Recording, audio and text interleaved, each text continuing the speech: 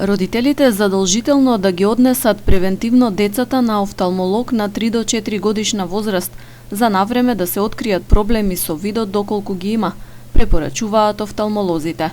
Лекарите објаснуваат дека тешкотиите со гледањето може да се манифестираат различно. Детето да ги доближува предметите блиску до лицето, често да ги трие очите, да го покрива едното око кога гледа одблиску или да му се појавува главоболка. Сепак, кога се работи за деца и почетно нарушување на видот, на изглед може да се чини дека се е во ред. Токму затоа офталмолозите ја нагласуваат потребата од рутински преглед, особено во денешно време, кога најмалите често се наоѓаат пред електронски уреди кои лошо влијаат врз видот.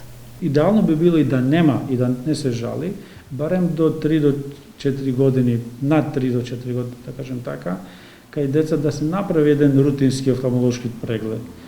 И во самиот тој преглед се гледа дали дете има некоја рефрактивна аномалија, да кажем дали има потреба за наочари или не.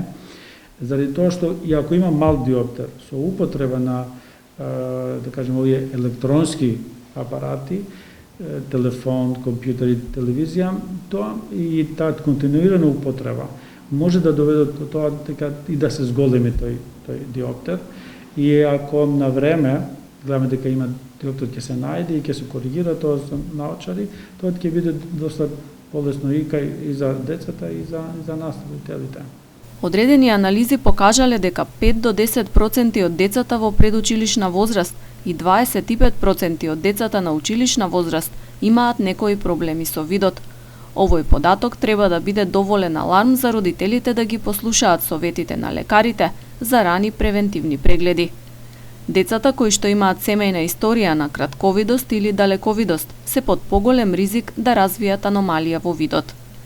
Онлайн наставата која стана наша реалност донесе опасност плюс за детските очи. Офталмолозите потенцираат дека за да го заштитат видот, учениците треба да прават паузи од електронските уреди на секој час, со гледање 5 минути во далечина и да го искористат секој момент за престој на отворен простор.